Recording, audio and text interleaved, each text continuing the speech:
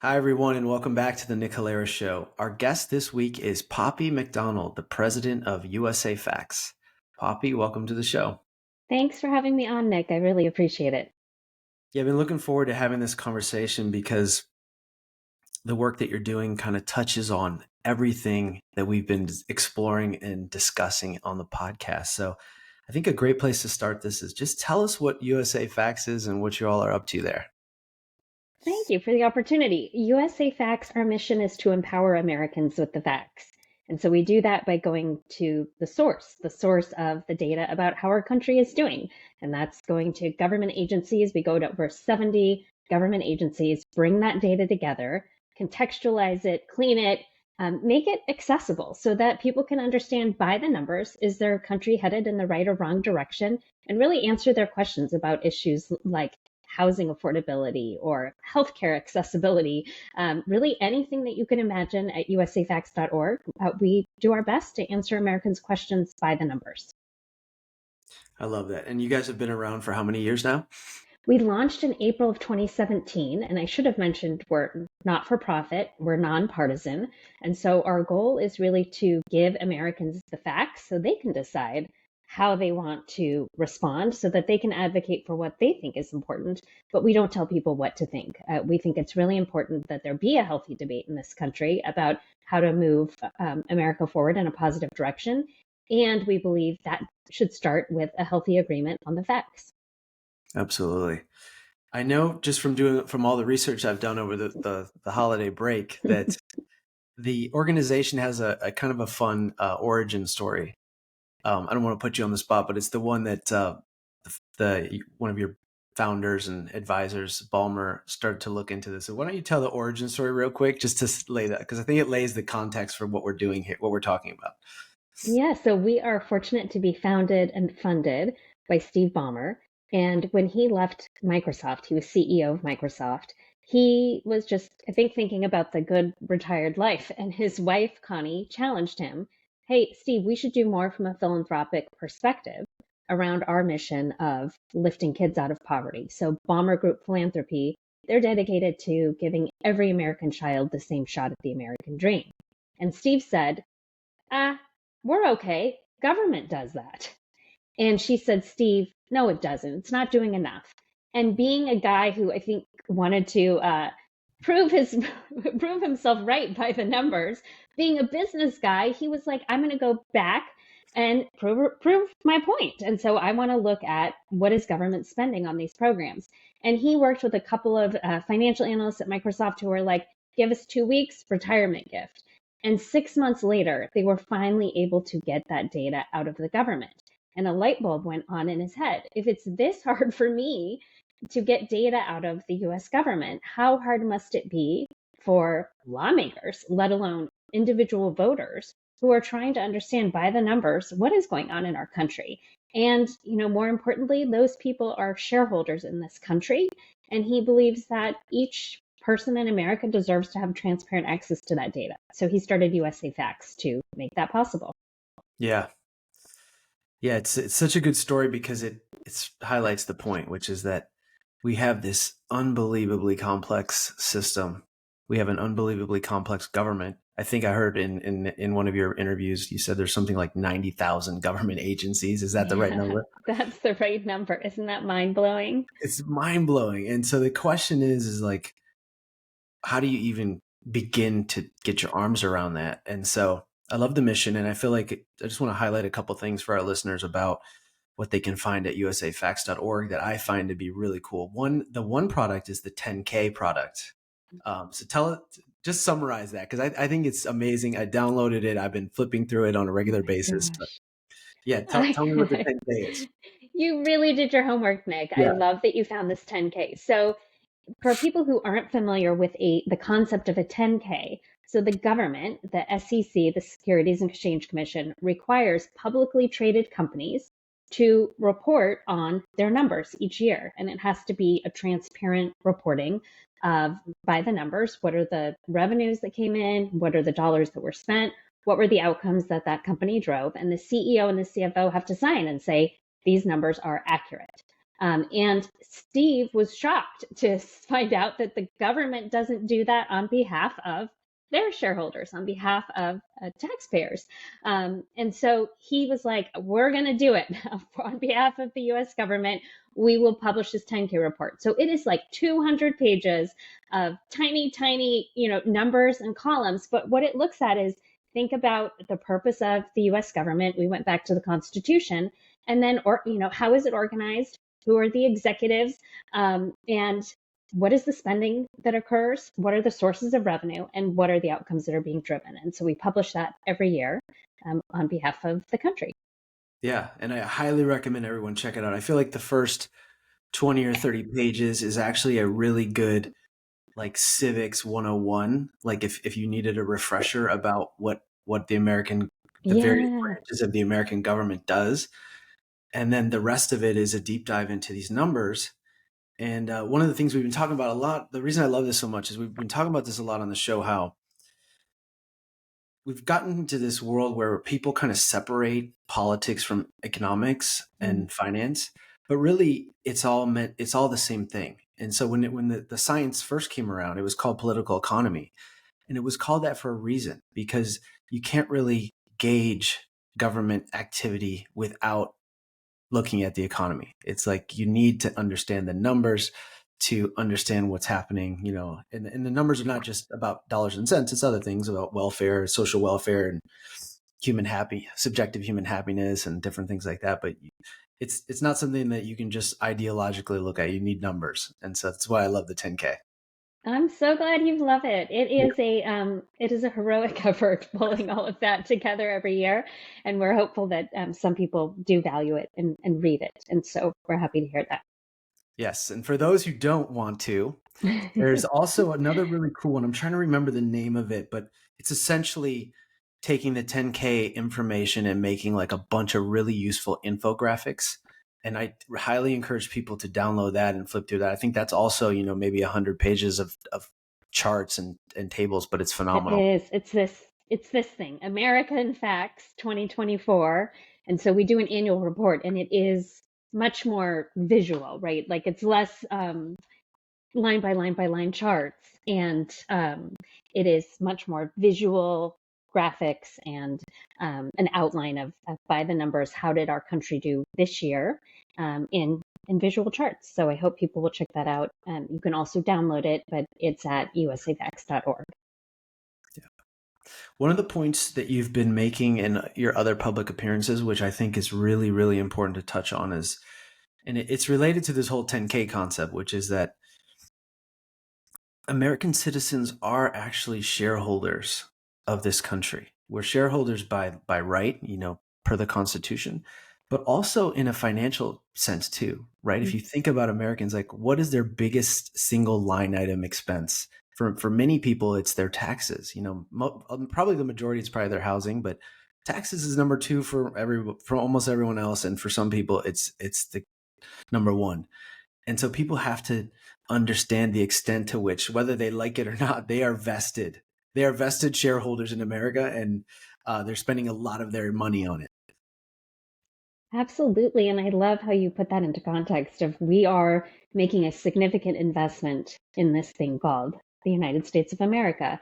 And some people wonder, well, should I even take the time to vote, right? But to your point, you're going beyond whether you vote or not. You're making a big investment through your taxes. And do you want to know, what am I getting for that money? Am I getting good value? Do I feel like these dollars are being spent in a way that I would want them spent, right? And is it driving our country in the right or wrong direction? And so this is an opportunity for Americans to look at that and by the numbers and say, what am I getting out of my investment? And so we do think of them as shareholders in this country, just like the idea of this 10K report is that people who are shareholders in the company should be able to transparently decide, do I want to keep my stock? Do I want to buy more stock? Do I want to sell it because I don't think this company is making good decisions? They should be able to have that same transparent access to information about their government. Yeah, definitely. Well, before we get in, I have a bunch of questions about the data, but before we get into that, can you give us a sense of like how many people are paying attention to your work and following your work? Absolutely. So we have about 1 million people who come to USAFacts.org every month. It was definitely a lot higher as it got closer to the election.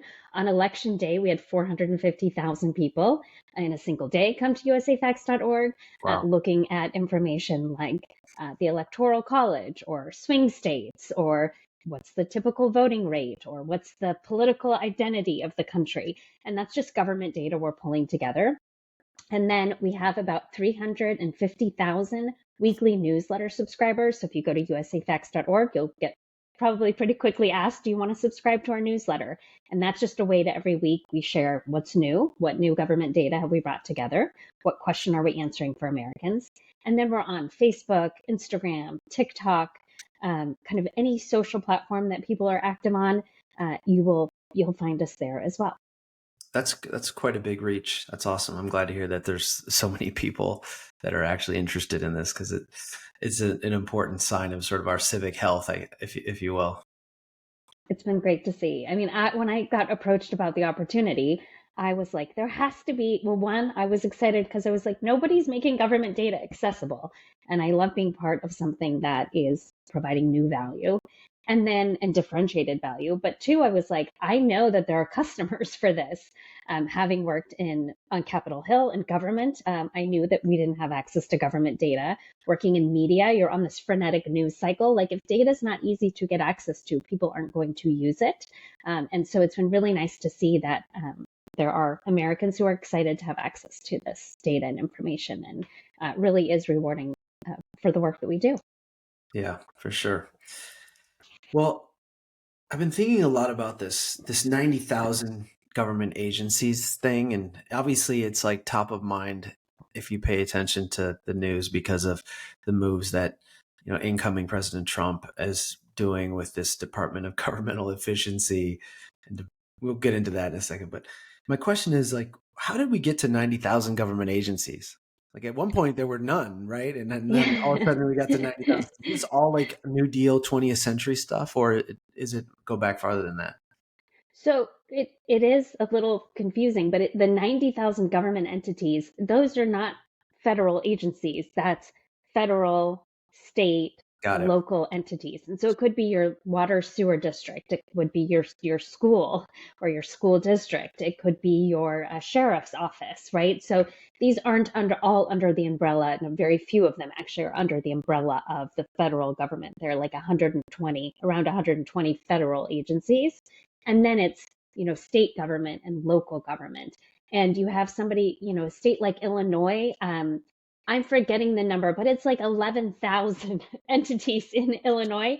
A state like Maryland, I want to say it's fewer than 50. So it really just depends on the state and how that state evolved to serve their citizens. But that's the 90,000 are counting up like every little thing Okay. in the country. Yeah. That makes sense.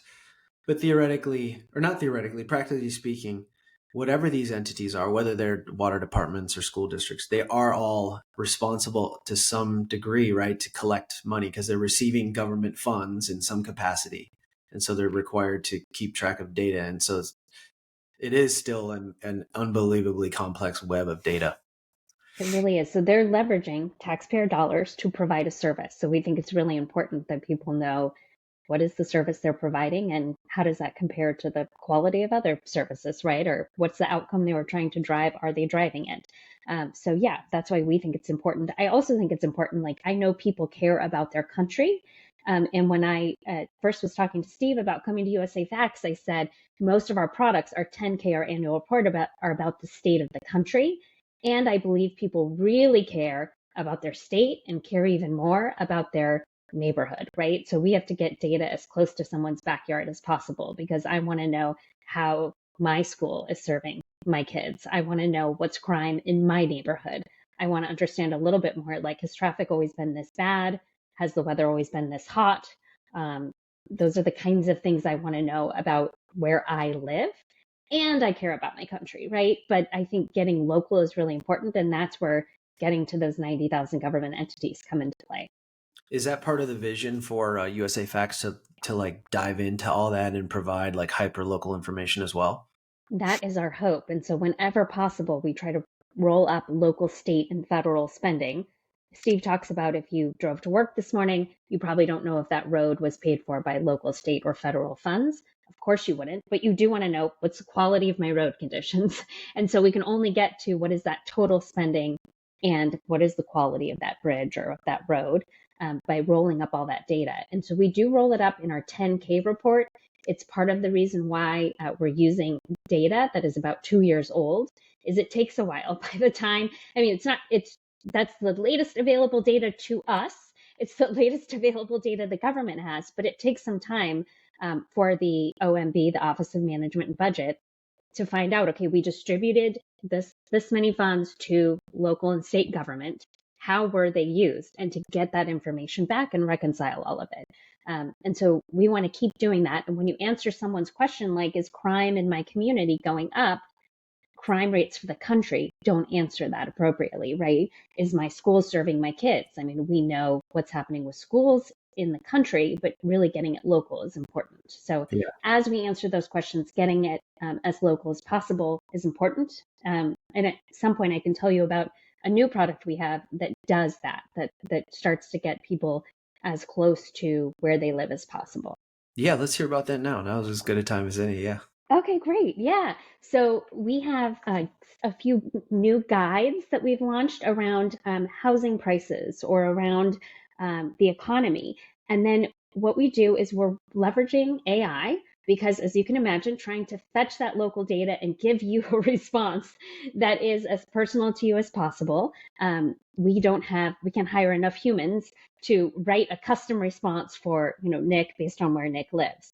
And so what we do is you may be searching on the internet, hey, what's going on with housing prices? When you come to USA Facts, you'll start at a page that looks at housing prices for the country, but then we will ask you, do you want to know about it for, I'll use me, for Washington State? Do you want to know about it for King County?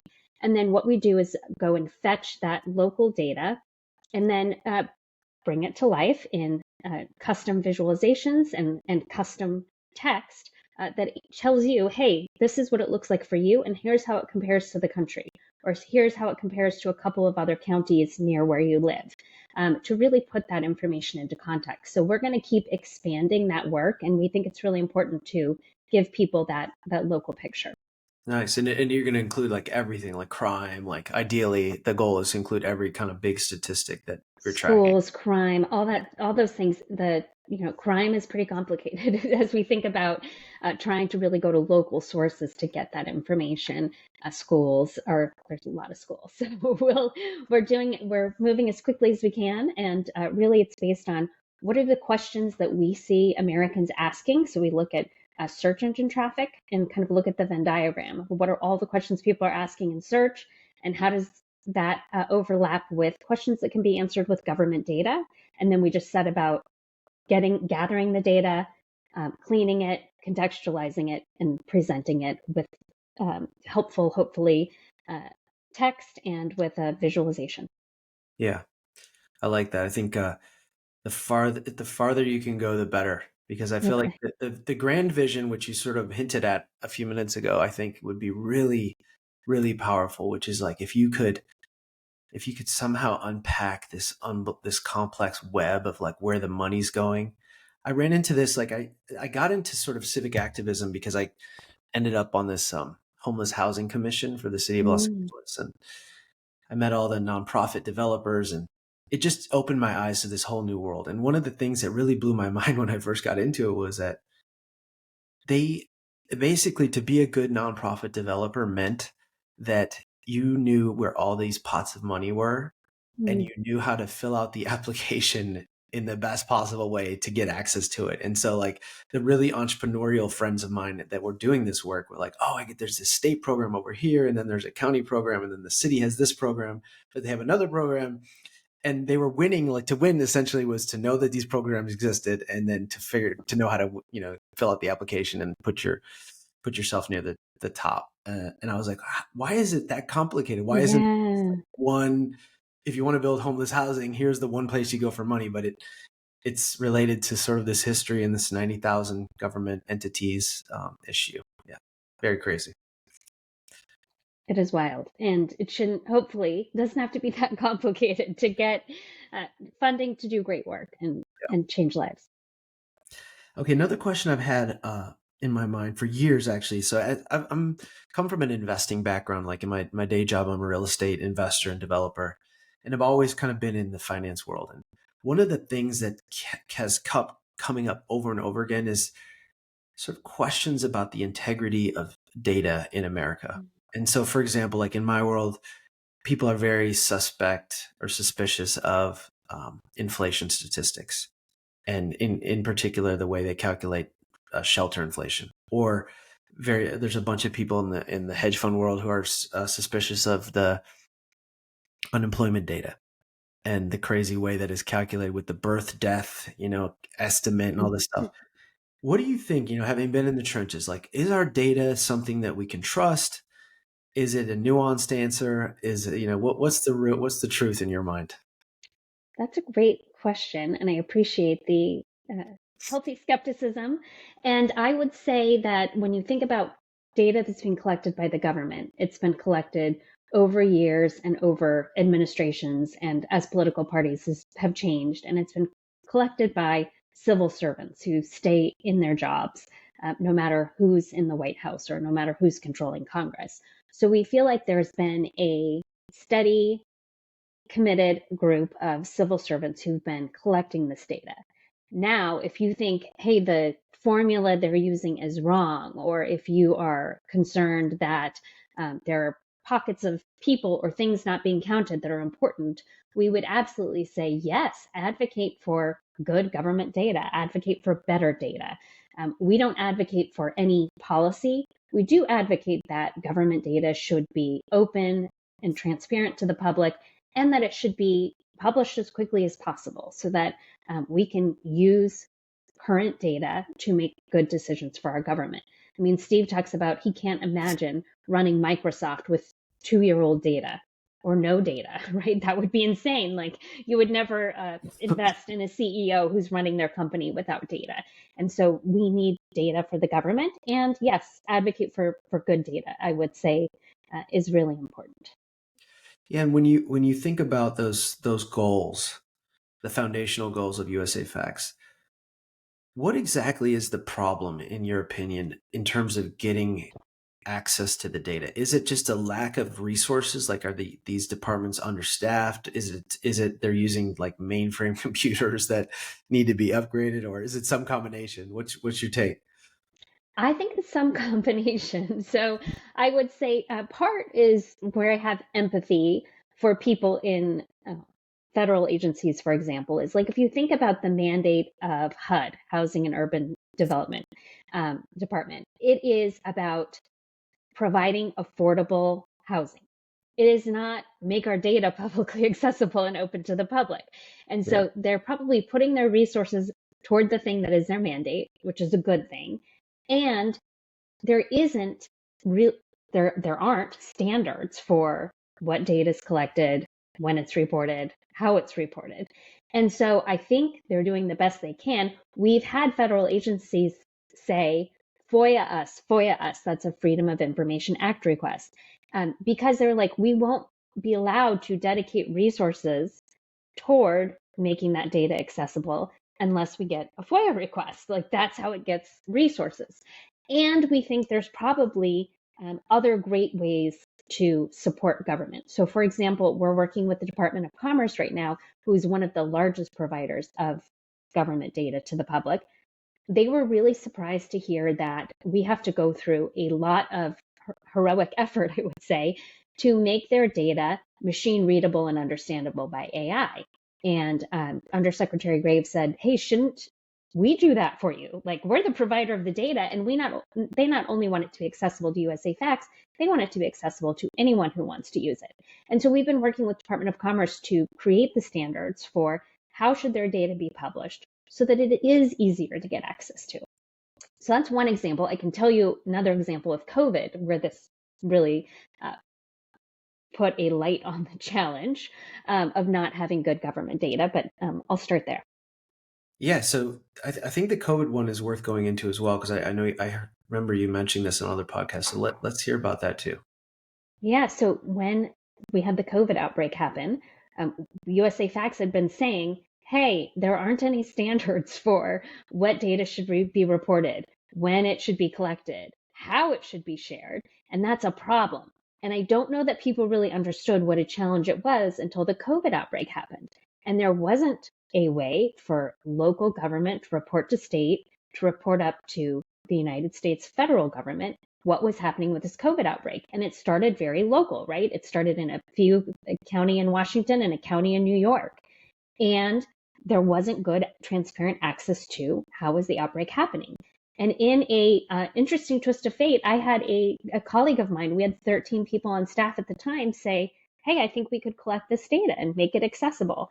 And we did. And we ended up becoming the official source of COVID data to the Centers for Disease Control and the White House. And we were on call every night. So we were the country's data source. We also were used by Walmart, by Feeding America, by Bank of America, by the Department of Defense. So we were leveraged by a lot of people.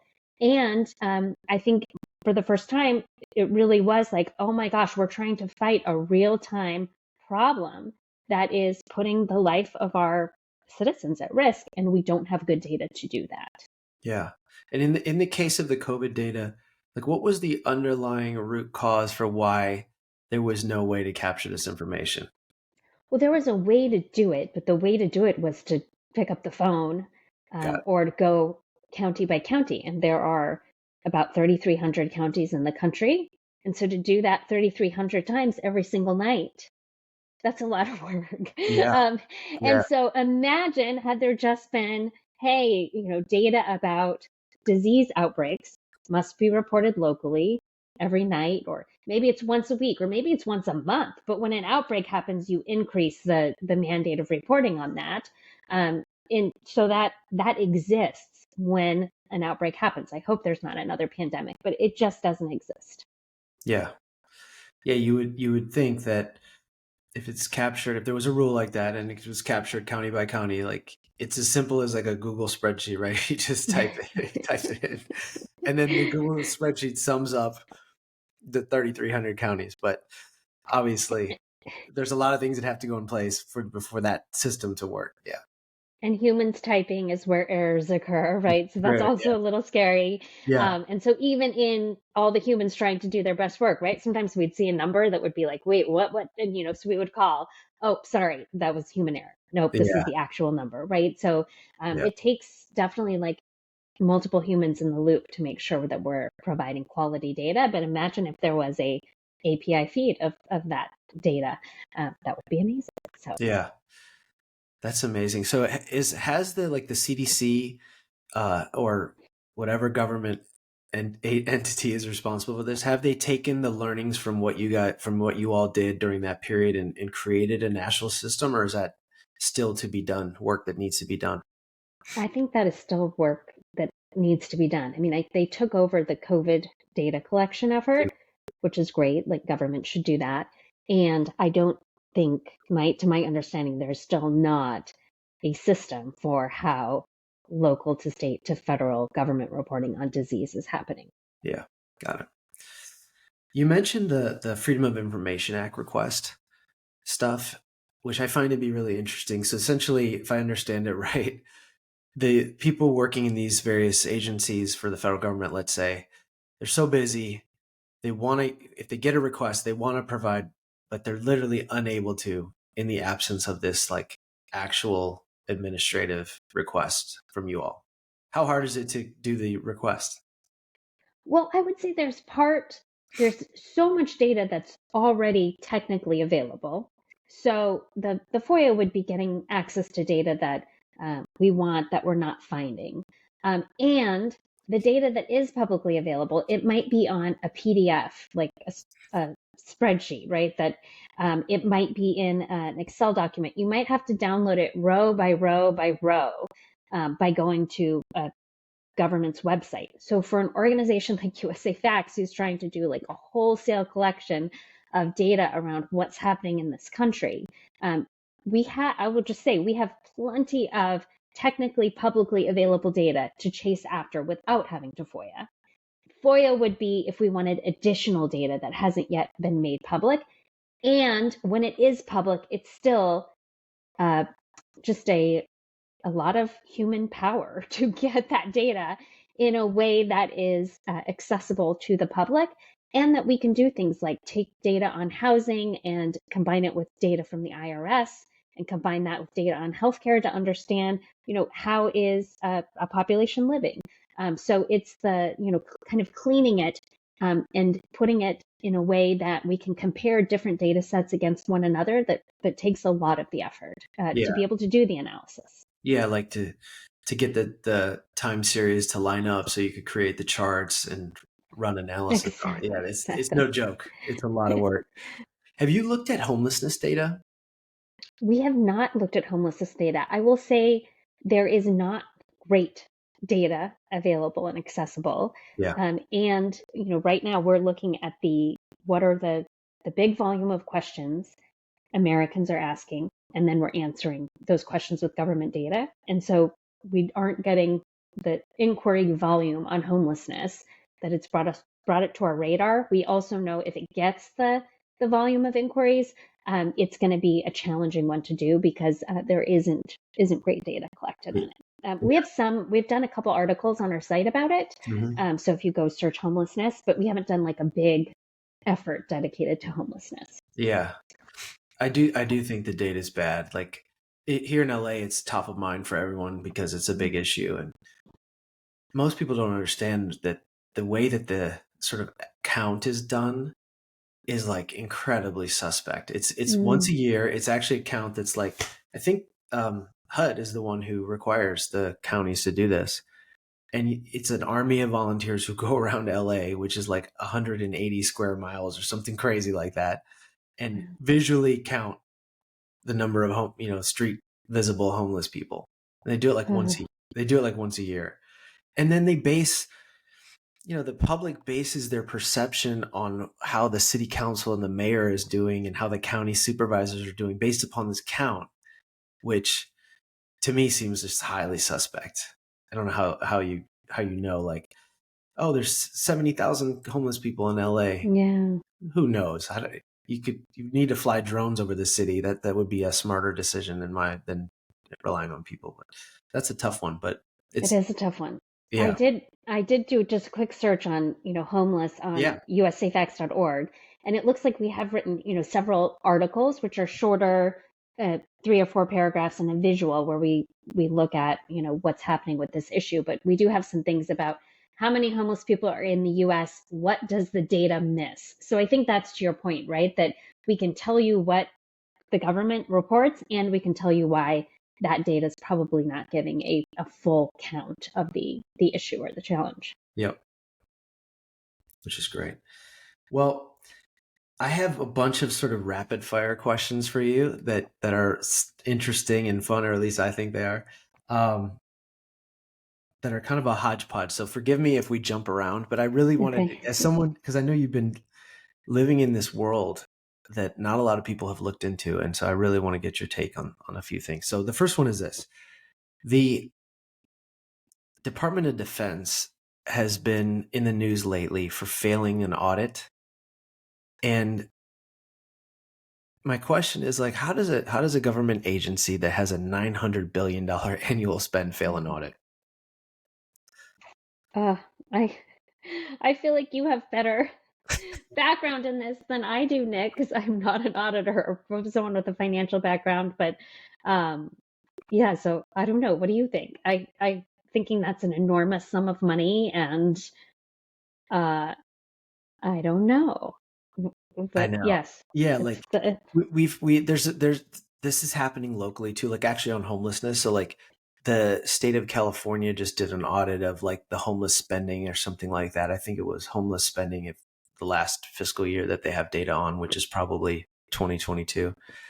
And they also can't account for like a significant amount of money. And to me, it goes back to Steve Ballmer's sort of initial like aha moment about this, which is like, man, if you were running Microsoft and you couldn't account for, I don't know, I don't remember the details of the audit, but if you had a department that had a $900 billion budget and you couldn't account for money, you're getting fired, and you might even get prosecuted, right? Like for negligence, criminal negligence for hey, what happened to all that money? And yet we sort of allow this to happen in our system at all levels of government. It's not just the DoD; it's other places, like I mentioned, which to me seems kind of crazy. Well, the good news I would say out of this is that audits are occurring, right? We have the GAO, the Government That's true. Accountability Office, right, who's a watchdog, ensuring that taxpayer dollars are being leveraged the way they said they were going to be, and that there isn't abuse or fraud happening and catching it when it does, right? So I think that is the good news, is that we have watchdogs like that in place. Yeah, that's a good point. Here's a crazy one for you. There's like this whole group of people, largely on X, that are super sophisticated financial people, investors and whatnot, who are espousing this narrative that there's like a global conspiracy around economic data. And obviously there are certain countries that they put in, that are way worse actors than the United States, for example. Nobody trusts the data from China. Uh, the question for you, though, is, as someone who's looked into this, is would it be possible, given the oversight of groups like yours, quite frankly, and other groups, would it be possible for the government to sort of pull the wool over the eyes of the American people when it comes to these core pieces of data like crime and GDP growth and unemployment and inflation? That's a good question. I think one of the things, the reason we don't just take a number out of context is because we want to look at how has this been trending over time. So if you saw some dramatic swing, oh my gosh, crime's been so high and all of a sudden it just dropped dramatically, then you would say, wait a minute, did somebody screw up in the data collection? Did they change the methodology? Did they do something to mislead? Because how could it have changed so dramatically so quickly? And so one of the things that we look at to say, like, is look at it over time and say, if this number changed, why? And is it a mistake? And in cases like that, we'll call the agency, or we'll call the government office that is responsible for it and say, hey, we noticed this number seems very out of place. Oops, sorry, that was an error. Let us go fix that. And so in my experience, I would use data over time to say, hey, across time, this has been multiple different political parties, administrations, and does it feel fairly consistent? And if there was a change, is there a reason for that? For example, in COVID, right, we saw big shifts in government spending and aid going to individuals, but we knew it was because of COVID, right? But if there's not an explanation for it, then that's when someone should get concerned. Yeah. Okay. That makes sense. Um, what do you think of the incoming President Trump's idea around the Department of Governmental Efficiency? I think the idea that, hey, let's run as efficient of a government as possible. Let's put these taxpayer dollars to work efficiently and effectively. That's a good goal. And I think looking at the federal budget, right, and the deficit we run, without big reforms to things like Social Security or Medicare, it will be hard to run a balanced budget or to cut this 2 trillion number that's been thrown out. That would be essentially cutting like all discretionary spending. And I think that would be very hard felt by people in this country. That would be closing the FAA, making sure we're flying safely. That would be closing the Department of Education, providing student loans. That would be closing, right? It would be closing so many things. I don't think that would be very workable. So I think it's a hard challenge, and I will hope that they will leverage government data and think about how to do that in a responsible, thoughtful way. Yeah, I agree with your point. I feel like the truth, getting back to the 10K idea, is that if you really like zoom in on the mega categories of spending, the we don't have a lot of levers left. Are we really going to cut Social Security? Probably not. We can't not pay our debt. We got to do that. So we're running out of places where we could cut, and so efficiency probably is a good place to spend some time. And then the question becomes, what will actually how to go about that in a way that's intelligent and keep alive. Because I think that many people on the sort of libertarian right underestimate the extent to which local governments, state and local governments, depend on these federal dollars Mhm. to do all kinds of stuff. Infrastructure being one of it, but it goes to like a lot of issues, including like healthcare and mental health, and even dealing with homelessness. Like if you cut the funding for homelessness from the federal government, the places like California would be in big trouble. Uh, Mm. so you can't just cut willy nilly. You got to be intelligent about it. Yeah. You also have an experience working in Congress, which is very cool, or working in the offices of elected officials. And now, kind of putting that experience with this experience together, do you think that our elected officials have an understanding of this data challenge? I believe they do. I think they want to leverage data to make good decisions. And I've seen that on both sides of the aisle. We go up to Capitol Hill, at least, well, we're there constantly. We take Steve Ballmer there once a year and meet with people on both sides of the aisle and sometimes meet with them together. So we've done a few meetings in the Senate where we come together with Democratic and Republican leaders and they sit and they just pour over the data and they start talking about, hey, this is a challenge. And so I think it's having trusted data. You're not going to have people from two political parties sitting down with data that comes from a think tank that is associated with one political party, or from a research group associated from the other political party. So we really need independent reporting of the data. And that can either come from government itself, which would be great, or an organization like USAFacts is stepping in. So I think they would like data. We have seen members of Congress request it. We also offer a data skills for Congress program. We do it with UC Berkeley. It's a certification program, and it is 9 weeks where we ask members of Congress and or their staff, and it's primarily their staff who join, who have the time to do this in their spare time, and they learn about how to go and answer a constituent's question or answer a question about legislative policy by going and gathering the data, how to clean it, how to contextualize it, how to create visuals to showcase the impact on their own state or on their own district. And we're really pleased with the great turnout we've had to the course. We pay for it, so it's offered for free, but it is a big time commitment.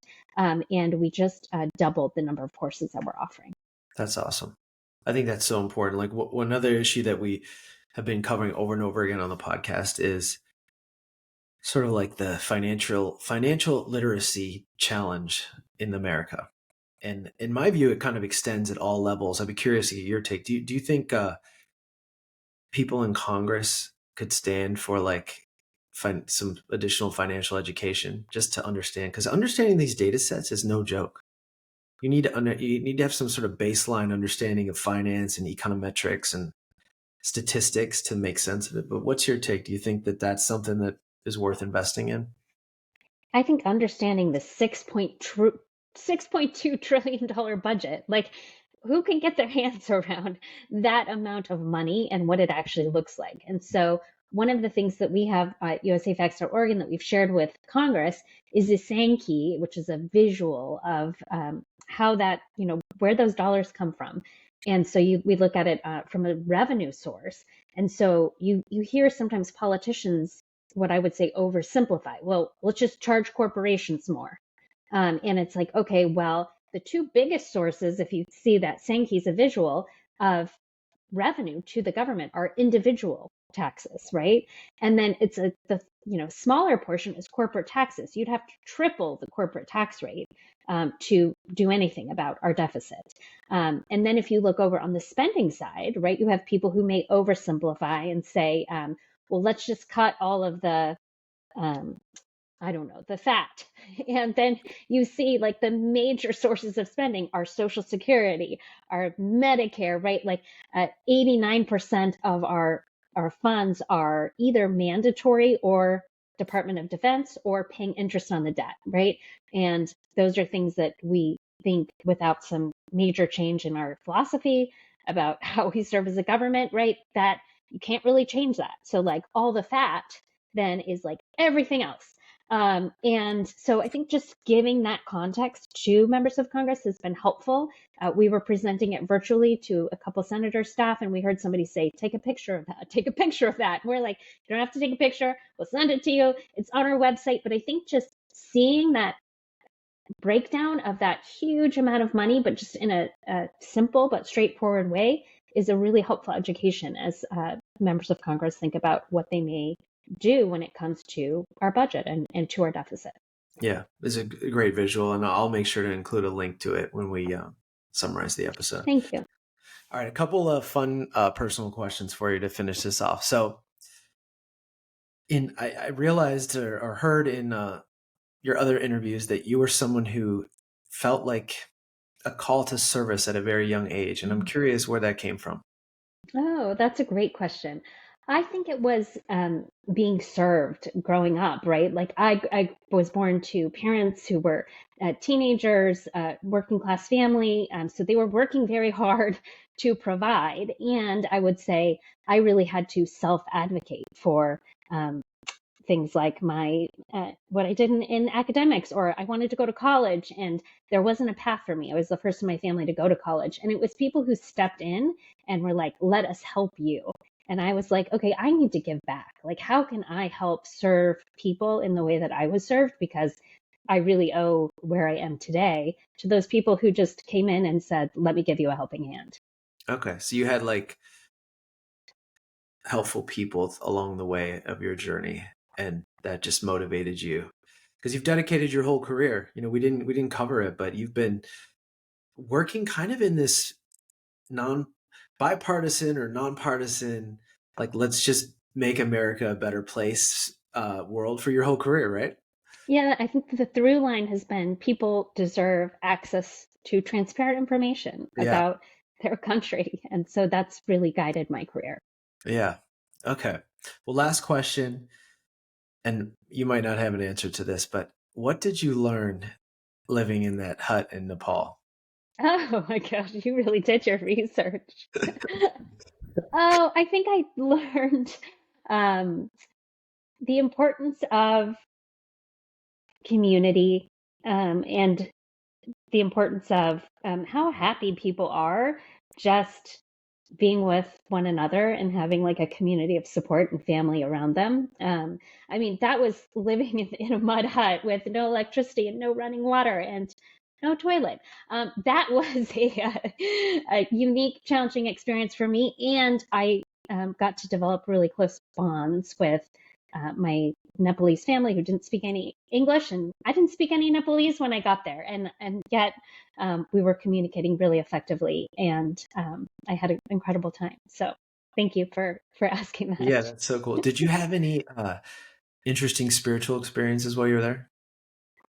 Oh, that's a really good question. I mean, I think it was life shaping and transforming, right? In terms of feeling like my lowest low, right? Getting really sick and not having, easy access to medical care. And it was some of my highest highs, like getting to go trek up in the Himalayas and just have really a lot of peaceful mindfulness. I mean, there were no computers, no iPhones, really no phones. I mean, I could like walk to a phone an hour away. So my life there was pretty simple and just an opportunity to really reflect and journal and think. So it was a pretty special time.